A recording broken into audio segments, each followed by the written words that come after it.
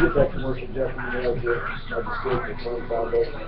Okay, but you did try to stick it in there someplace.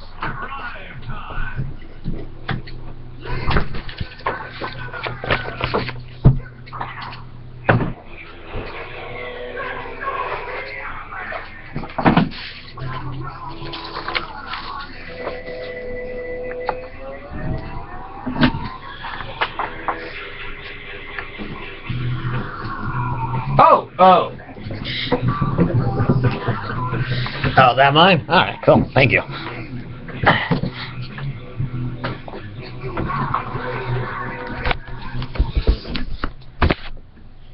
Yeah, baby, you will see. Now, in a moment, that will be preserved in the annals of political history. One that encapsulates the Hillary Clinton legacy.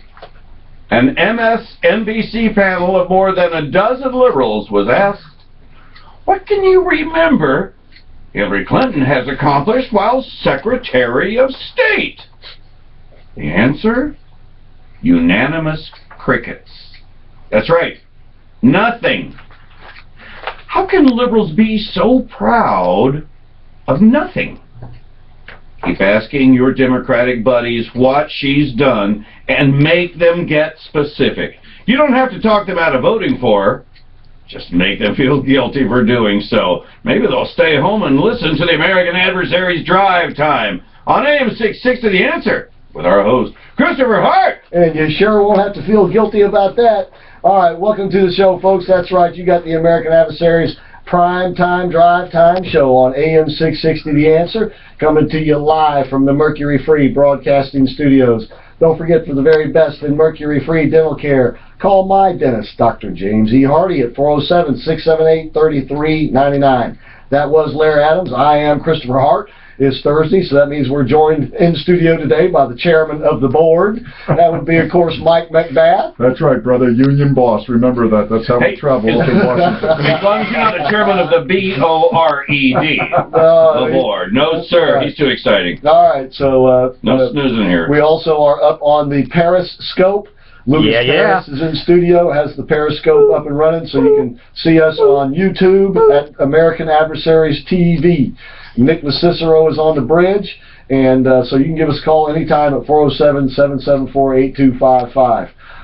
Real quickly, I just want to give you a little program note. Of course, Monday is Memorial Day, so we're going to be off air Monday. We'll be taking the day off, and we'll sunning by the pool. Yeah, we'll be celebrating Memorial. Well, not celebrating, but recognizing Memorial Day, if you will. And I hope you folks will do the same. And we've got a special person to talk as sort of a Memorial Day tribute that we'll get to a little bit later, who was actually a roommate of Mike McBath's. All right, and we got some new bump music for you. We got some new bump music lined up for you tonight, and got a lot of fun things we're going to be talking about. We're going to talk a little football. We're going to talk a lot of politics. But then we're going to also talk a little bit of business because, Tuesday we were over at the Fashion Square National Entrepreneur Center for BizFest. You gave the keynote speech. Now, while we were doing the show is when you were giving the speech. How did it go? Well, I think when you saw all the people run out of the room, that was sort of an indication. No, actually, it was pretty deserted. So you're into motivational speaking. No, we actually. It was pretty deserted. The great thing about the BizFest, I mean, they're going to actually have to expand the room. I mean, the place was absolutely packed, and I saw that. I went back. They'll need a new venue next year. I mean, it is good for them. Obviously, hopefully, we helped a few people. I sort of talked a little bit about how the Predators got started and different aspects of marketing. But the main thing about that whole event, and it's having fellows like you out there, is this was a group of people who are, really the heart of America, as we all know, meaning small business. And it's a case that they really do need a boost. They need help. The government steps on them with over-regulation. I mean, I do feel sorry when I look at some of these younger people. I mean, every day you could be in violation of some law and not even know it in establishing your business. That's absolutely right. Isn't it strange that these idiot politicians, when they run for office, wouldn't it be refreshing to hear a politician go, and if I get elected, I'm going to eliminate 1,000 laws? I'd vote for them right off the bat. Just pick anything. I know. Just anything. Get them off the books, because you can't twist or turn. And for these, I call infant companies, you know, they need to be nourished. And I think the great thing about, as we talk about SCORE, is, you know, you have your people there that can guide them and give them the type of expertise they need to help them eliminate the mistakes that can drive the business down the tube. Yeah, because those mistakes can, I guarantee you, can and will be expensive mistakes. And SCORE, of course, folks, is the national organization of mostly retired, but now retired and active business executives and business owners, entrepreneurs, who have you know, gone through the ringer, so to speak, and they've made it. Right, and I think they're there to offer advice free of charge. No, I know many people there who are advisors who, you know, if you measure success by money, they've been very successful. And it's a case that they give their time to sit in there, and it's just like if you were a restaurateur, they would be sitting there and advising you, how do I finance? What do I have too much money going into salaries for employees? Chef Ramsay. And the difference between an organization like SCORE and, let's say, for instance, this administration, is that they are there to help you do it. In the liberal mindset, the liberal is there to help do it for you. Take, for instance, the minimum wage. If you do it their way. Well, take, for instance, the minimum wage. This is all the rage now. I think they were marching on Ronald McDonald up there in Chicago the other day. Yes. Yeah, Oak Brook, still are. Yeah, they still are. Who was that protesting? Oprah? Oh, no, in Oak Brook. Oh, I'm thinking she'd be eating a hamburger. She wouldn't be like that.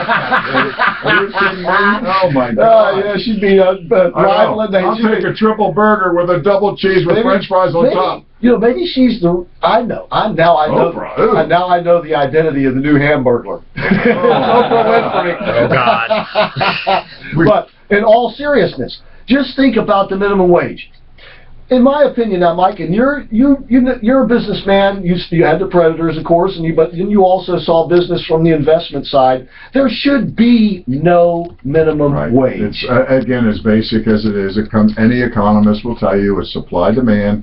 The great thing about a minimum wage, and I don't like any minimum wage, but at the minimum, at least you give people an opportunity to get into a business, potentially learn the business. That's where they make their errors. These people don't to be, you know, am I supposed to carry the guy the rest of his life because he feels I should carry him? And as you know, many of these businesses that will be heavily affected are these franchise businesses. Well, sure. Where they only make, you know, 75 to 100,000. You raise that rate, guess what?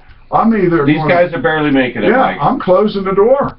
And, you know, you will definitely go into higher unemployment by doing that. Not even debatable. No, not only that, but people won't even open businesses to begin with. Well, this is all union that's doing this thing, and they failed time and time again. But guys, think about this. No, it's not all union. Most of it is. No, it's not. You're making a mistake there. Well, this is going to be. This is going. Well, yeah, they're in on it. They're in on it because when the minimum wage goes up, their wages go up, and this is in that but right that's there. Not my point. My point, Chris, is. It's tyranny. Yeah, It's a large group of people. That's where I was going. It's a large group of people who want to force a situation. And why is it that tyranny? That is liberalism is what it is. But my point is, even about the unions, there's a little lesson in this. Because as the minimum wage goes up, the union wages go up. Because they track the minimum wage. It's written in their contract. Right. But and the reason it is because the unions know that as the minimum wage rises, so will the cost of living rise along with it. So in other words, for them to have the same buying power with that union contract, if the minimum wage goes up, basically all they're doing is making sure that they stay where they are. Right. I mean, because relative to everything, they don't move at all. Actually, that's the whole point. It might get worse because the bottom, meaning education-wise and everything, they may just drop out because if I ran the business, I'd say, you know what, buddy, you don't want to work here? Turn the computer around, buddy, you want a hamburger? Push the button. John, you lost your job. Bob, you lost your job. Have a good day. It's going that way. It's going that way. But even with the cooking process. That's what I'm saying. Sadly enough, where there's still opportunity to get started, to be appreciated, that will disappear. And all the union does, this is great. That's why I love unions, right? I really don't. Now, you're the union boss here. I really don't. But I mean, the reality of it is, now all these people get in the union, they take all their wages from them and everything to help pay the union dues, and then the union does anything they want, and all the guys run it and have a great time. Well, how many mom and pop businesses are going to fail, Mike, if all of a sudden the minimum wage is $15? It's going to destroy, and nobody's going to want to start up a new business. Well, first of all, it wouldn't all of a sudden be $15. I understand. But nonetheless, the whole point is that as the minimum goes up, everything else goes up with relative, it. Right? Right, exactly. It's all relative. So basically, all these people out there marching for $15, the rude awakening that they would get, if they get the $15, is that the $15 would seem like whatever it is they're getting now. Because it's all relative. What are we going to do with Social Security? We're going to adjust that up and everything for all these people in fixed income? Well, the COLA, the cost of living increase, adjustment, cost of living adjustment, and so yeah, so not only would it bankrupt businesses, but it would work to bankrupt government as well. But see, you're smart enough to know this is the reality of this on a longer term basis. Any scumbag politician looks at it for the immediate impact to his job and his positioning. So therefore, what do you think they're going to do? So does the union. That's why I say minimum wage is going to be one of the biggest issues, I believe, in the 2016 election. And the Republicans had better be ready for it. To answer the question. Exactly. They better be ready to not only answer it, but reframe it. You got and turn it around and say, this is economic insanity. Because it's exactly what it is. And with all these people that are, turning 65 and up, they better explain to the senior citizen, hey, buddy, here's what happens. You think your hamburger's going to cost a little bit more? Everything's going to cost a little bit more, and now you just drop down the ladder one more step. Yeah, and Lair's onto something too, especially with the younger crowd. This is a form of tyranny. One of the great things about having your own business is be able to run your own business. And when the government, via the unions, or doing the unions bidding for them, any large group can come in and destroy your business. Exactly. Exactly. Okay. By the way, Mike used the phrase scumbags, and later on in the show, we've got just a little fun thing. Is that the new racist term or something? Well, I'm sure it'll be labeled as something. This is going to be an audience participation thing. Okay. All right. That's all I'm going to tell you for right now. Just make sure you stick around and listen to more of the American Adversaries Drive Time Prime Time Show.